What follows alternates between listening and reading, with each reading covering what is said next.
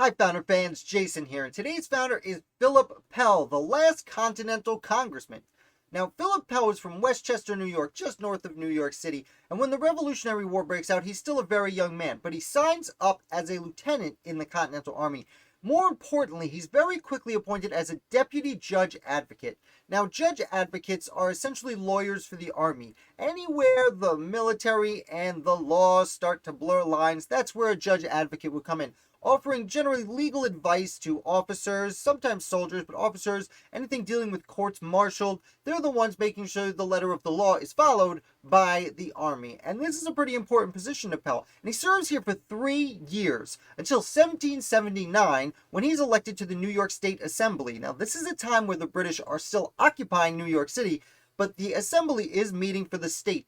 Pell, in this position, becomes Commissioner of Prisoners, where he is attempting to exchange prisoners with the British in New York City. Now, it's a very difficult job. The British have a lot more prisoners than the Americans do. The Continental Army is also trying to exchange their own prisoners.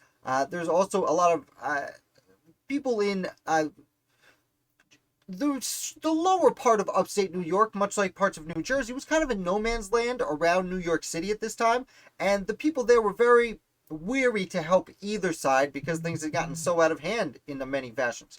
Now, Pell does his best for a while, and then he is asked to come back to the Continental Army, and he is named Judge Advocate General, which puts him in charge of all legal matters involving the Continental Army.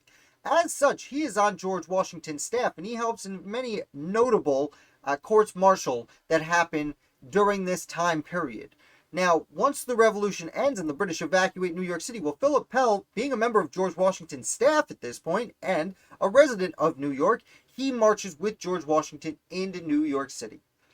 Pell goes back to his manor and practices the law for the better part of the 1780s, but once the Constitutional Convention happens and the ratification process begins, Philip Pell, like many New Yorkers and many people around the United States, becomes an ardent anti-federalist. He is very strongly against the Constitution. He wants New York to govern New York and no one else to govern New York. Now, this doesn't work out. He tries to get elected to the ratification convention and does not succeed. But he does succeed in being appointed to the Continental Congress, which under the Articles of Confederation, we often call the Confederation Congress, but Continental Congress, Confederation Congress at this point, same thing. He is elected to that. He helps oversee the transition to the United States Constitution, and he doesn't want to give up. And he continues going to the building pictured next to me, Fraunces Tavern, where many important meetings took place. It's where many early meetings of the United States government would also take place. And that is where the Continental Congress was meeting as people started petering out, because the Articles of Confederation at that point was a lame duck government. They were just waiting for the new government to take over. But Philip Pell really stuck with it. And the day before under the Constitution, the United States in Congress would assemble, the day before is the last meeting of the Articles of Confederation, and the only person to show up was Philip Pell.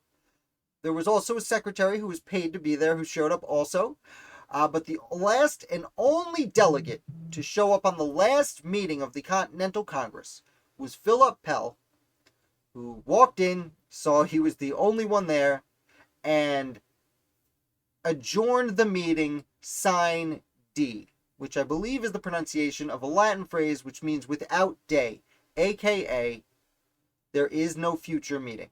We are not scheduling, for the first and only time, the Continental Congress did not schedule its next meeting before adjourning.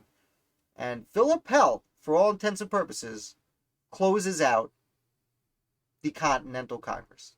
I hope you enjoyed this video. If you did, hit like. If you're new here, make sure you subscribe. I put out videos about the American Revolution 7 days a week, and I'll be back with another founder for you tomorrow.